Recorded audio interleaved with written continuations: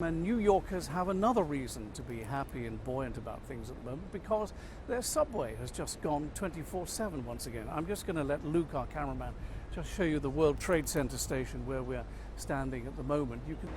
Anyway, the key thing is that all of this is now running 24/7 once again, and not before time, say many New Yorkers, because the subway was closed for the first time ever in its history back on the 6th of May 2020, when the governor became very concerned about too few people riding the subway, and that those who were riding it were leaving it in a very dirty state. So they closed it down overnight in order to thoroughly clean it. Now, the statistics are actually pretty shocking.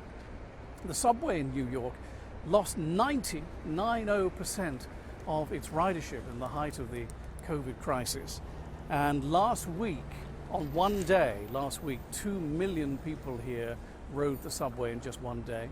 But that is far fewer than the 5 million who ride it pretty much every day, or rode it every day before the COVID crisis hit. So what comes next is a huge advertising campaign being sponsored by the city and the state. It's called Take the Bus and Take the Train.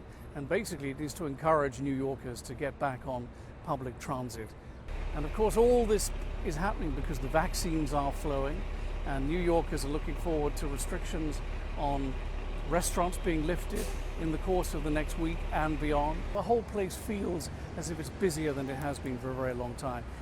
So what can I tell you about the service that people will get when they go down onto the subway here in New York? Well, the cleaning that has been done was very thorough. Now what's going to happen, now that it's 24/7 again, is that cleaning is going to take place at the terminals. So I think there were areas along the lines where the trains would stop overnight and where they would be cleaned and the stations would be cleaned. Now that all moves to the end of each line. Now the governor, Andrew Cuomo, has said that on Wednesday of this week, pretty much all the mask restrictions are going to be lifted in New York City and in New York State. There is a sense here that New York is coming back. I think it'll require the tourists to come back before it really feels like it used to again. So if you're watching this anywhere now overseas and you want to come and visit New York, and you can come and visit New York, your government will let you, and you have papers to get in here, then please come, because the city is missing one vital element, and that's you, people watching this now overseas. All right, John Terrett, CGTN, outside the Oculus at the junction of Church and Vesey Street in Lower Manhattan.